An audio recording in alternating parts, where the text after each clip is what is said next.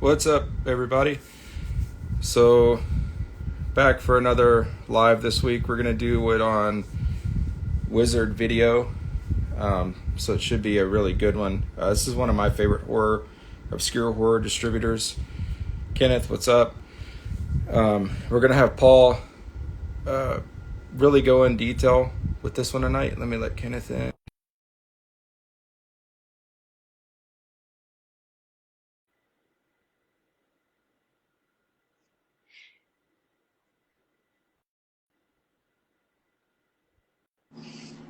What's up, dude? What's up, man?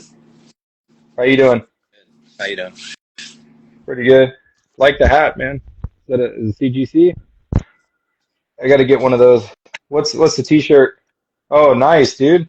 Do you guys got those for sale, like on the site or anything, or like the No, swag? we got some for marketing for the shows. So Nice. gotta come Let see me us next. text. Yeah, definitely, man. Let me text Paul real quick and let him know we're in. So what's up, man? Anything new? No, just grading a bunch of stuff. We just started getting the Dallas Fort Worth collection in for games, and had some pretty cool videos lately. Home video. And we got like a drawer box Rocky 2 that was sealed the other day. That was pretty cool. Oh, damn, that's a good one. Yeah. Just Nice. seeing a little thing. So. So what's the best? Is that the best tape you guys have gotten in so far? The Rocky 2? I mean, like in the That was past couple of weeks. Yeah, just a recent one that I remember. We got some really neat. A lot of it's I think audio video plus, Mhm. but some of the early beta tapes that you just like can't find the VHS counterpart sealed. So those are really neat to see. Um, Definitely. some interesting stuff we were looking at today, like beta Okay. Barbarella with That's a with good like one. a UPC sticker, like beta sticker. Uh, Hmm.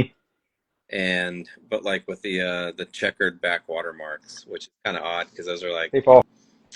86 stickers, like probably 88. So it's kind of weird seeing a later watermark on a um, earlier watermark sticker. So yeah, we were looking at Hmm. something like pretty neat. I was That's telling him cool. about the Barbarella we were looking at today, Paul. Oh yeah, yeah. Weird anomaly with the watermark and the UTC sticker. Yeah, Yeah, So we see that. the UPC sticker placed it in 88, you said? Or Well, 87? Motor City dated. What was it? 88. I believe it Oh, was. With that, okay. that's the the early that yeah. collect helps us date a lot of things. Nice. Yeah. Well, tonight we're going to do Wizard Video. So, Paul, I'm going to let you just take the floor, man, and just do your thing, and me and Kenneth will chime in. But one of the things at some point during the live tonight, I want to discuss and have you talk about the reissue big boxes that Wizard put out, like Yeah. 11, 12 years ago, and just we'll get into that too. But I'm just going to give you the floor right now, man, and just if you want to give us the history on it and Charles Band and all that good stuff. Yeah, sure. I mean, we talked about Charles Band a little bit before with media home entertainment. I should also note I don't have my entire collection down here in Hmm. Florida, unfortunately. I do have some cool Wizard stuff that I collected in the meantime. Wizard Video is kind of neat because they experimented with like almost every case type. They have book boxes, encapsulated art, clamshells, slip cases, cases with flaps. Like they really experimented a lot. So Hmm. there's a lot of things that I wish I could show, but I just have some big boxes and slipcases, so we'll just work with those. That'll work. As we mentioned, Charles Band started with the company Mita, started it in early 78. They look like this. They have the Mita logo on the corner, right? So I Hmm. love the collection when I could find them. So he did that for a while, had some success, especially with Halloween, which was released in 1980.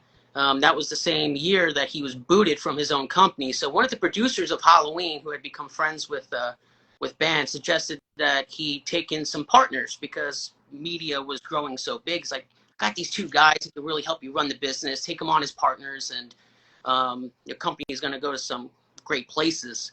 And Band, maybe being naive at the time, he was young. He said, sure, brings in these two guys, and these two guys kind of plot against him and push him out of his own company.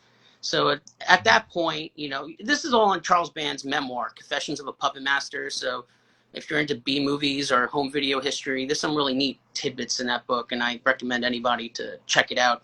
Although Charles Band has this reputation of, you know, being a shyster, he's actually very open with his personal life in the book. Not so much shady dealings that he's done and some of the bridges that he's burned in the past, but anyway, he goes a lot in depth with the home video part of it, because that's part of his legacy. He is without a doubt a pioneer, and he doesn't get enough credit for that, which is kind of sad.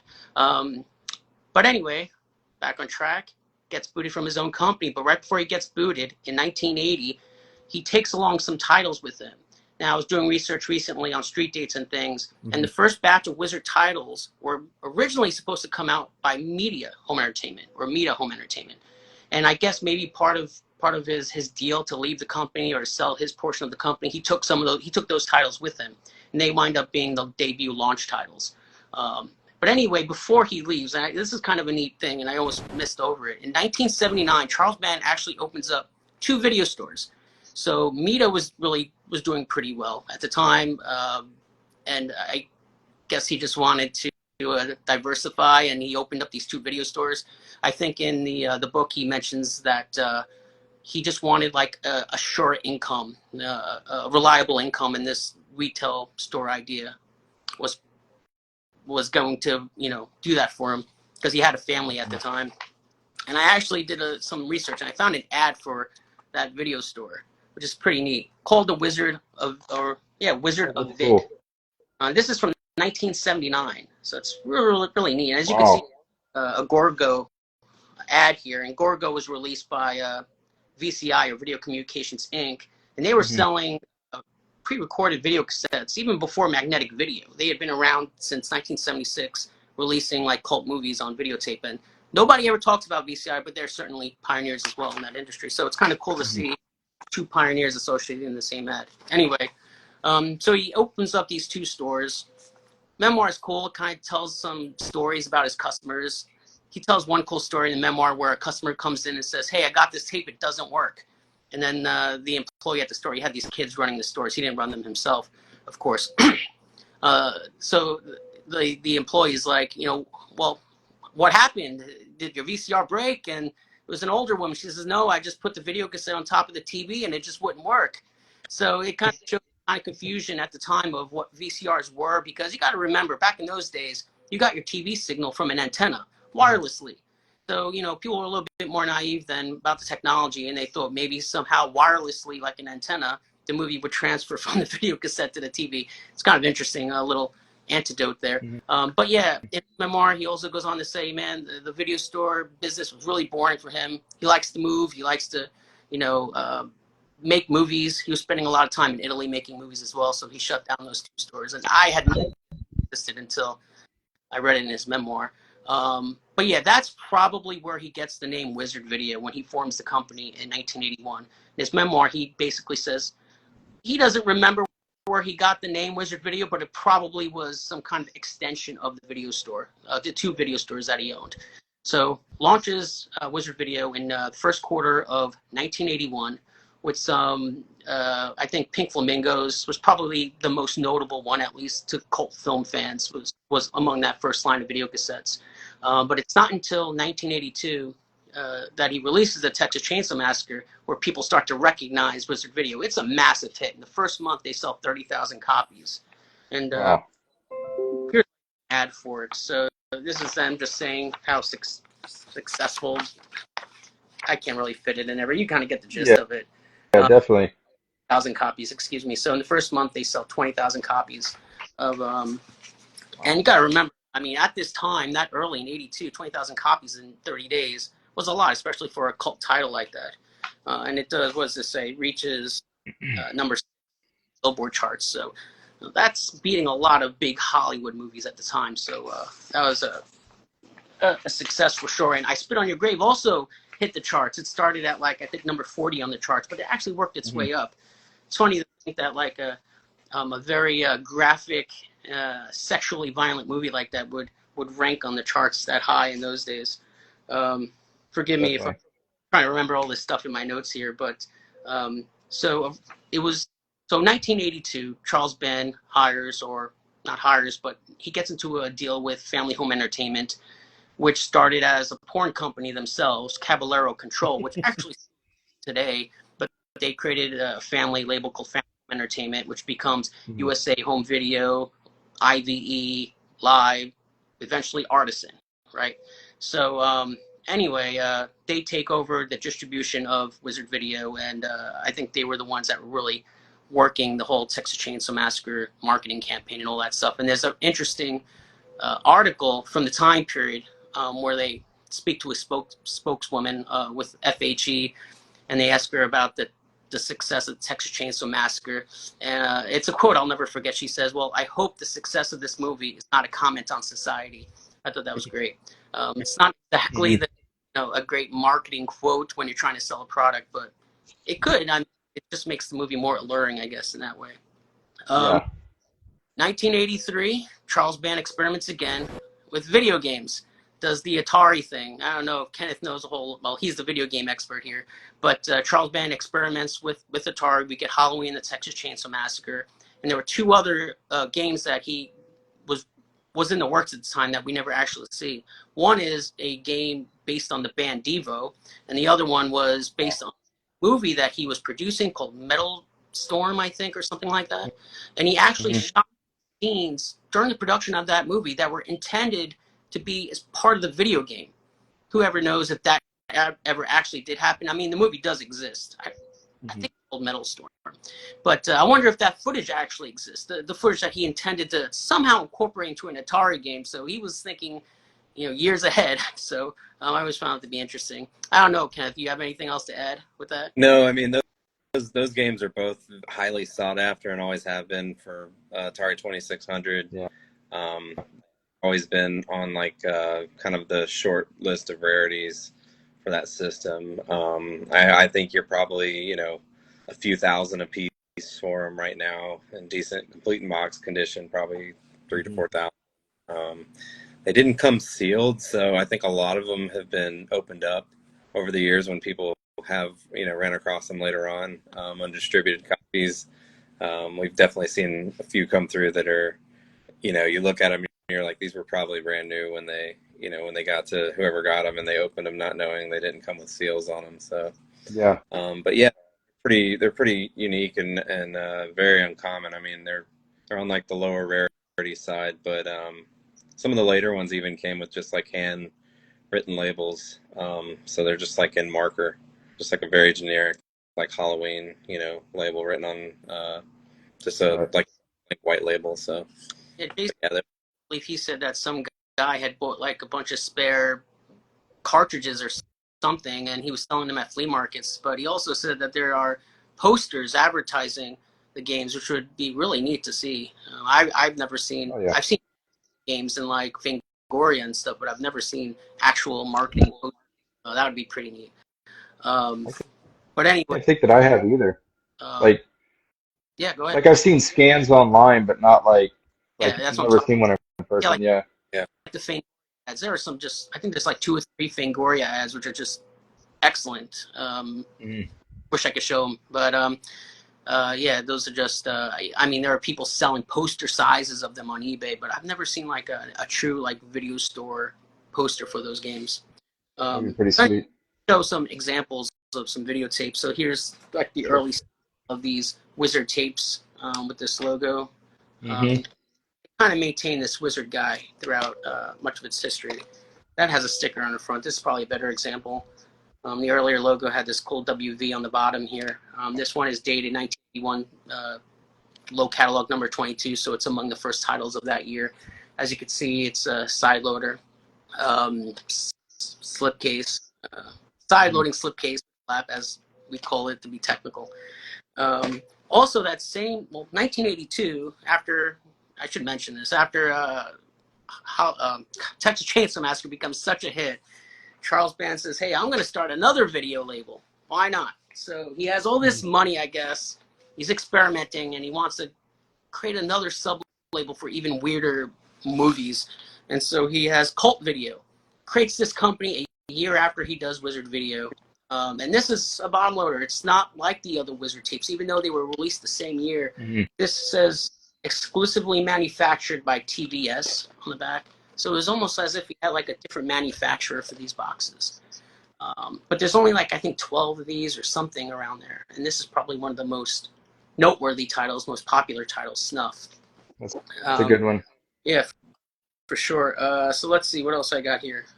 Let me show you some big boxes. So, as I said earlier, they experimented with book boxes. They have 3 book boxes. Lady Street Fighter, or was that what it's called? Something like that. Bad Georgia Road and Parasite. Parasite has like about 3 variants. One where it says 3D glasses included, one that says non-3D version has a sticker on it, and one that doesn't say 3D at all. There's also a encapsulated art clamshell for actually where is it, for this movie. No, it's not this movie. It's Fist of Fury. Was it Fist of Fury Touch of Death? This is a different one. That's a great cover too on that one. Can you Yeah, show so that one these real are quick, Paul? that? Can you show that one on the camera real quick? Sure. The cover. I should That's so mention cool. in 1986, Lightning Video takes over the distribution of Wizard Video. And Lightning Video is a subsidiary of Vestron Video. And when they took over Wizard Video, they got real cheap with a lot of things. And so the boxes are a bit different. You're starting to see a UPC on the box. There's no locking tab on the top, which is a clear indicator that it's of Lightning Video other than the Lightning Video logo here. Because if you look at the original Wizard Video big boxes before Lightning, actually, the locking tabs came much later. So it's Headless Eyes, Dream Maniac. So the last 3 big boxes had the locking tabs. So Was the correct myself. was Erotic Kill? Was that a later one? Was that a later title, Erotic Kill? Erotic Kill is Force Video. So that's another Force, sub-label. okay. Created Cult Video, Force Video. These are other sub-labels that he created. Those were actually also distributed almost entirely by Lightning Video, I believe. So Lightning Video started off without the locking tabs, but it's a cheaper cardboard than the pre-Lightning Video ones, these are pretty neat, and most people are familiar with these great pieces of art here. And Charles Band actually sold a bunch years ago on eBay at an auction. I don't remember the early ones, but he had a lot of the later ones, the original artwork that he sold at the time. All Italian movies, so Charles Band spent much of his life in Italy, even though he was born in this. And he had his own like film studio over there in Italy. And a lot of the artists are Italian. Some of the boxes are printed in Italy. It actually says it on some of the boxes. Interesting note from the memoirs, Charles Band said that when he made this deal with Lightning Video, they controlled everything. The only thing that he did was print the boxes, and they had to buy the boxes from Charles Band. So that was like a interesting arrangement that he had with them. And they took care of everything, but part of the deal was that they had to buy the boxes from him. And I think he was having them printed in like Italy or something like that. So he must have had some connections. But yeah, the later, the last of the big boxes, like I was talking about, they have no locking tab. And this was one of the ways we were able to determine that the reprints that he did in 2013 were phony. There's a few ways. I did a comprehensive 2-part video on it. I also did a long article on it on VHScollector.com where I do high-res scans and everything. And as soon as I heard the announcement that he found these new old stock in one of his warehouses, I found it to be so odd. And if you go onto the WizardVideoCollection.com website, which is his website to sell these tapes, they kind of give a history of Wizard Video. It's like all wrong. It's like it's just so bizarre. Like it would just get all these facts wrong about the company when Charles Band is kind of setting this thing up. It's really, really interesting. But I found out as well in the article that I wrote on VHScollector.com. But one of the indicators was that the Headless Eyes that I bought the reprint to look at it had a locking tab. It should not have a locking tab. Also, for the first two batches of big boxes that they did for the reprints, they used the same banner on the bottom. Most people would think, oh, it's just kind of like a template they used back in the 80s for all the boxes. This is not true. These banners all differ slightly in each way. Sometimes behind the wizard is white, sometimes his beard is black. These really little differences. Unfortunately, the two I haven't. Well, actually, these are different. You gotta be really detail oriented to notice the difference. Like this one, the lines in his cloak, you can't see it on this, but the lines in his cloak are white. And this one, the lines in his cloak are black. You know, those little fine details. But on the reprints, they were all the same Wizard logo. So that was a clear indicator, other than like zooming in and seeing the print quality, all those things. But in his video was like, these are all old boxes. We just reproduced the tapes, which is kind of funny because why would you admit to reproducing the tapes? Right. That's even a bigger lie. In fact, Mayor Zarki, the filmmaker or director of I Spit on Your Grave, came out and said, this guy's a shyster. He's been ripping me off since the 80s, since he first did I Spit on Your Grave. It's really interesting. He actually explained, and it's on the bonus features for I Spit on Your Grave, and he actually talks about Charles Band. He said what Charles Band was doing with Wizard Video, he took his movie and he was sublicensing it to the UK, and he was kind of pissed. He's like, I'm not getting any of that money. So eventually, a legal struggle, and eventually Charles Band settled and whatever, washed his hands of the situation. But all these years later, he did it again. He reprinted the VHS tapes for I Spit on Your Grave big box release. And I don't know what the end result of that whole situation was. I actually have emails and stuff of from Mayor Zarki and things like that. It was kind of interesting. Yeah, it is interesting. So at the very end, their last three videotapes are 3 slipcases. So they go from slipcases with a sideloading slipcases with a flap to just regular bottom loading slipcases. Robot Holocaust and a few other titles I just can't remember off the top of my head. Eventually, because Wizard Video was owned under the Empire Pictures, umbrella, when Empire Pictures was basically purchased by someone else because Charles Band couldn't pay his bills. He had taken out all these bank loans to build this epic movie studio in Rome, couldn't pay his bills, and he lost everything.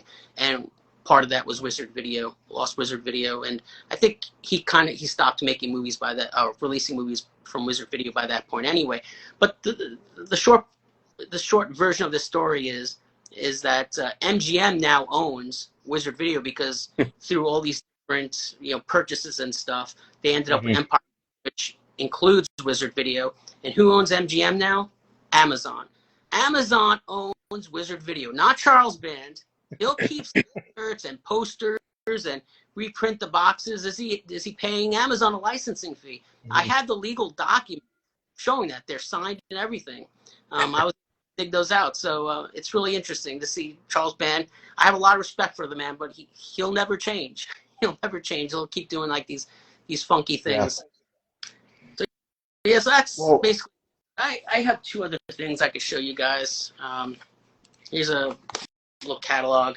Has some really cool images of the big boxes, and I don't really want to pull it out of this enough. This is dated 1986, so when nice. A lot of marketing material for Wizard Video, and this is just another one where you can see some of these cool covers and big boxes. It's interesting. These are larger in size than a regular ad slick or something. I have tons of ad slicks, but these I had to get these special holders just to protect them. But I'm thinking that these are probably printed in Italy with the boxes, just because of the unusual size of them. Now, Paul, real quick, the prices on there, were they $29.98, or for the or like the side loaders, were they $29.98? What were the prices? Do you know, like when they came out? They were like when they first came out and stuff. Like $99 or $95. They were like yeah. Okay, and then the big boxes, those came out what in '85, like '85ish is when he started those, or was it a little bit earlier? 84, 85. So the first big box was in the U.S. the title's called Escape. I don't know what the actual Italian title is. A lot of these movies are Italian with dub on it, but I believe it was 84 or 85 that came out, and trying to think what the prices would have been. They probably would have been in the same price range, 40 or 50 bucks. They Yeah. weren't selling for like 80 bucks like a Hollywood hit movie or anything like that. They were kind of straddling the fence between sell through and rental prices. So Now I've got one more important question sure. that you may or may not know. So when the big boxes came out, did they come sealed or were Yeah, they not sealed? They they did come sealed? Okay. have some sealed. Yeah. Okay, because I know when all this sort of like high-end VHS grading started like 3 years ago, a lot of people were seeing like the reissue Wizards big boxes on eBay, and they were picking them up because they were like, 50, 60 bucks. And I was telling people too, like, hey, those are the ones that were reissued. And another thing, like on the inside of the reissue boxes, the big boxes, it's like a completely different like box stock and paper, than the originals, right? Like Yeah. it's lighter and flimsy, everything, right? All that. So the later big boxes had like I kind of describe it as like a cheap cereal box type of cardboard. They get very worn very easily because they don't have that like thick gloss coating on it, and you can just see how it just gets eaten away. Um, it's Yeah. just not very protected. It's almost like a cereal box. It's just cheap junk. But it's interesting that you mentioned again the reprints of the boxes because ever since those flooded the market, the price for Wizard Video big boxes just crashed, and you can get them for Hmm. about, depending on what the title is, of course, you can get them for about 50 to 100 bucks, depending.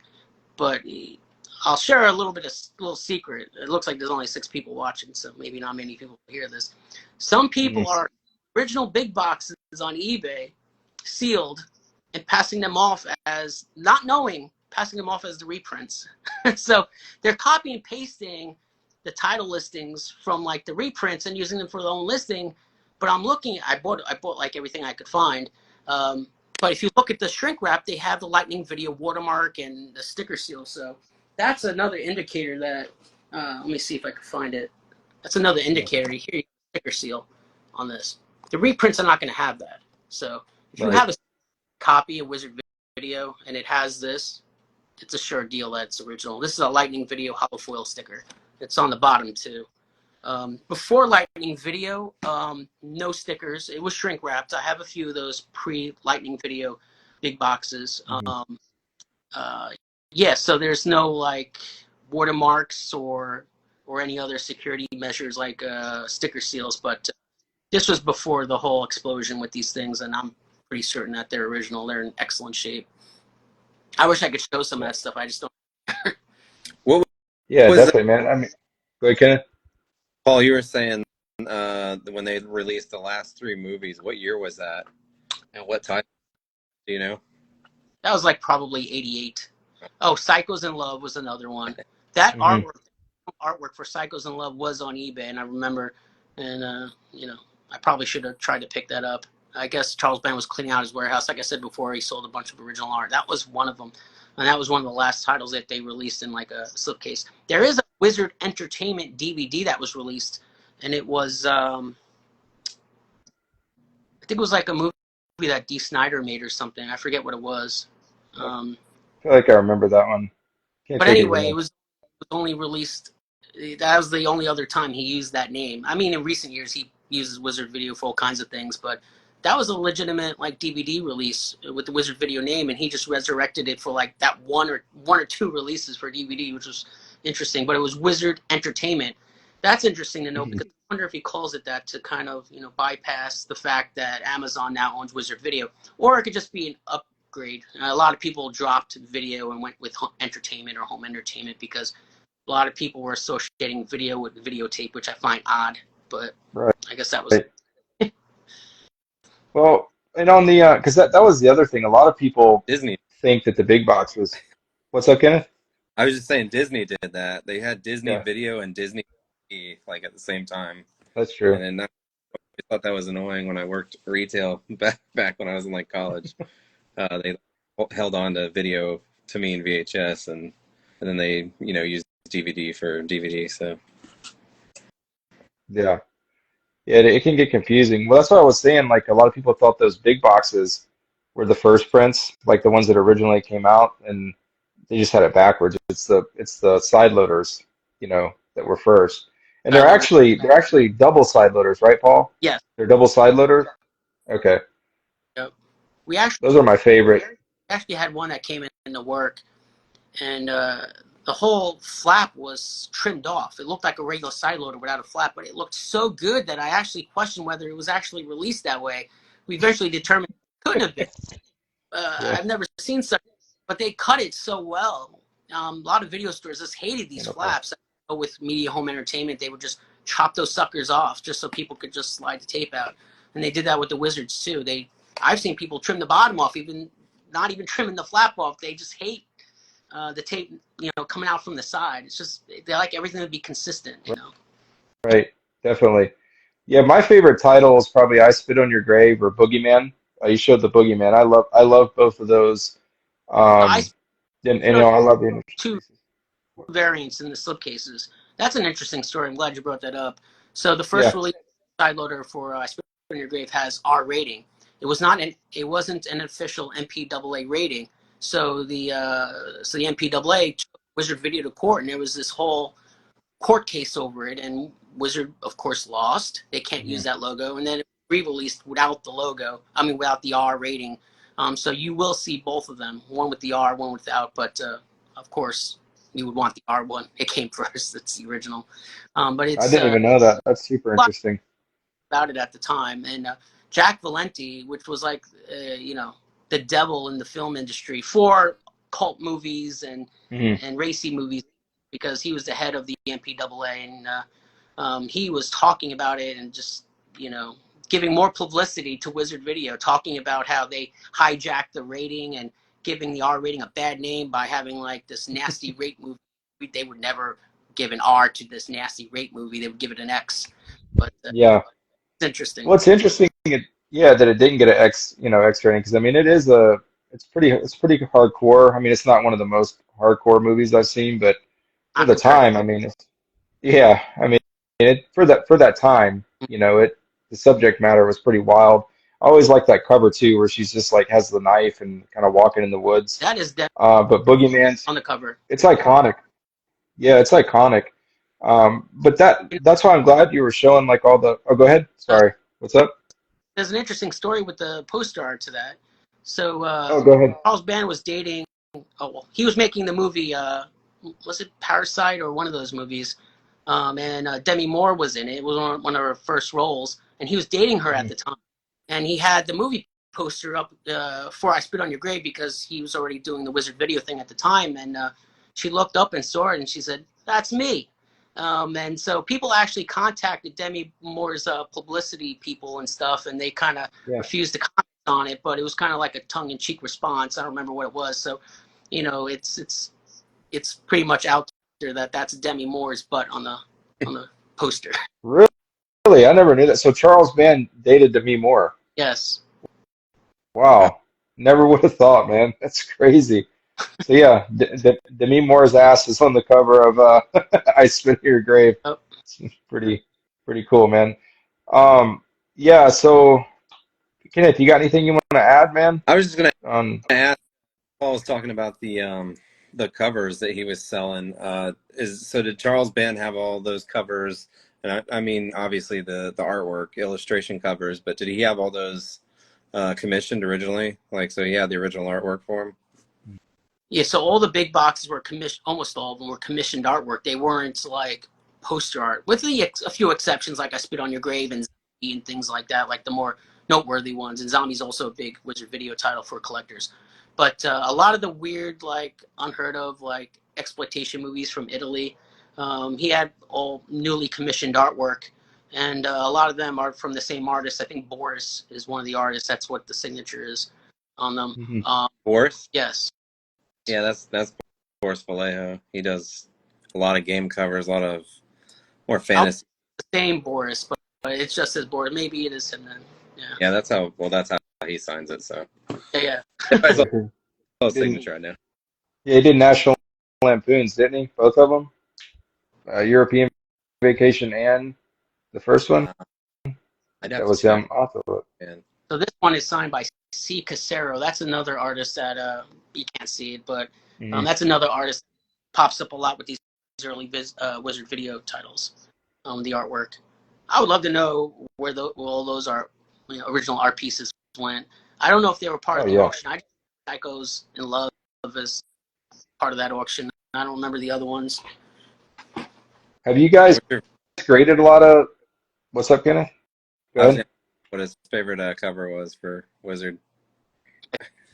Favorite cover? Yeah. Uh, I like covers with like men with knives and leather gloves, like the Giallo. So if you're into Hmm. horror, Italian Giallo. I love that imagery. Guy in a trench coat and a leather glove holding a knife. So a title I think of similar to that is like Tormentor, or That's a good one. um, yeah, there's a few of them. I just can't think of them right now, but there's some good ones. There's some really obscure, difficult to find big boxes that almost so like the rarest big boxes to find. And I have I own all the horror big boxes now, with Hmm. the exception of variants. But some of the more rarest hard ones to find are the non-horror ones. There's one called Auditions, which was like all the outtake footage of Charles Band's movies put into like this Wow. tape, like compilation tape. Very, very hard to find that big box. Another big box hard to find are the two Lightning Video variants of Zombie and SS Hellcamp. It's The difference with those a good one. black banner across the bottom instead of white. I'm trying to think. Yeah. So I really like Tormentor. That's one of my favorite covers for sure. To answer your question of like whether we graded a lot, no, we don't grade a lot of these type of exploitation cult horror movies on Hmm. VHS. It's mainly the common stuff. I mean, Yeah. I think looking at the numbers, and we just graded a ridiculous number of like Star Wars and Back to the Future and ET and things like that. So we don't see a lot of the you know Hmm. the classic horror stuff. Occasionally they pop up. Yeah, and I love the obscure horror stuff too. Like the one you mentioned, SS Hellcamp. I love the cover to that one. It's just a lot of these like really just like yeah, exploitation, like wild covers, um, that are so cool. What about have you guys seen a sealed Texas Chainsaw come in, Wizard Video? We have Mm-hmm. sealed No? Texas Chainsaw. No. No, on those real quick, Paul, I want to ask you this on the early Wizards, like the very first, like the side loaders, Right. would like they had watermarks, right? Or were there no watermarks on those? Or they just like wrap was just thrown on them, right? Yeah, there were no watermarks on those. Yeah, yeah. Because I know some of them I've seen pop up. They have like they're like bronze WV, like Wizard Video watermarks, and I thought that was interesting because I didn't think that they did either. I thought they just got the wrap thrown on I'd like to see that. I don't remember seeing anything like that. them. Yeah, I've only that's why I wanted to bring it and ask because you're the Wizard Video expert, so like that's why I wanted to ask you because I it's remember not seeing those. And I was like, impossible if something like that popped up. I'd like to see it. I have never seen. You don't see a lot of older Wizard stuff sealed pop up. That's why I like the mm, traditional horror VHS collecting community. Why we never really chased sealed stuff, because the items we were chasing were yeah, already rare. To find them sealed is just insane. So there's probably a few guys out there that do that. I know that there are, but for the most part, that was not like ever an objective. So yeah, that stuff just didn't pop up often, really. Big boxes will pop up because this is mid 80s onwards, so it was becoming a sell-through market. For instance, when we look at the Elvira tapes from Thriller Video, those were marketed to be purchased for the sell-through market in the big box, which hmm, is kind of unusual because the retail market for big boxes was mainly adult movies at that time, not like regular movies. Although I think right, USA Home Video later on started to sell some of their movies to retail market in the big boxes, but it was kind of uncommon. But anyway, my point is that you see a lot more of the sealed Wizard stuff, the later stuff, just not that much of the earlier stuff. I did see that there was that auction, golden auction of a Texas Chainsaw Massacre sealed, graded by hmm, Beckett VHS. hmm, And I'm just gonna say it. The grader over there, bless his heart, He gave it the year 1980. Wizard Video. Mhm. Wizard Video did not exist in 1980. Wizard Video formed in 1981, as we discussed, and the Texas Chainsaw Massacre did not come out until 1982. So, where did he get 1980 from? I don't know. It's wrong.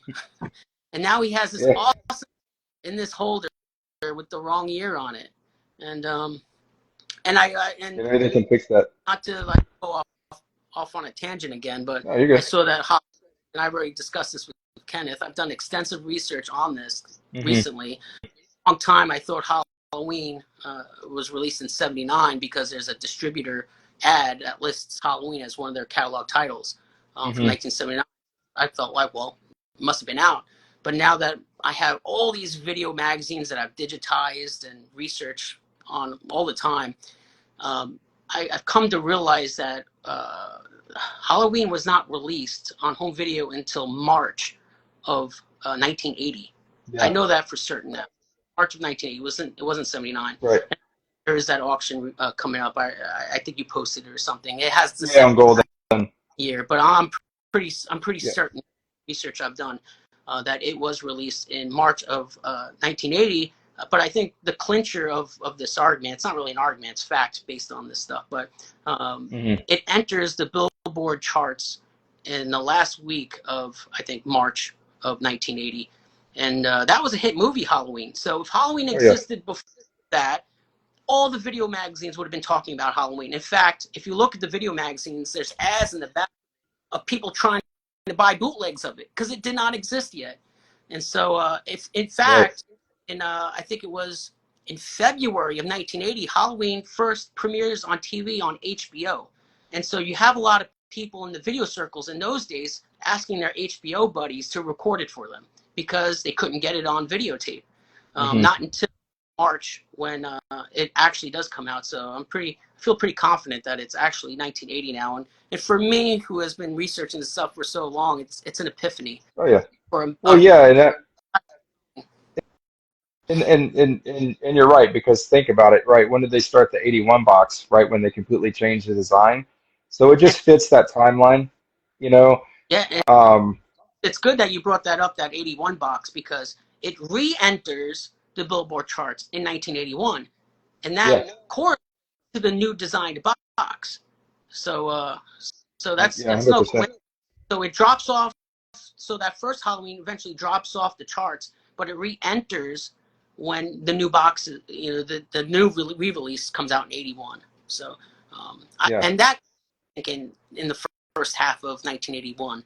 So that Halloween tape, the media tape, only existed for about a year or two. It didn't if exist that. very long. Yeah, if And that. we have the media and the media.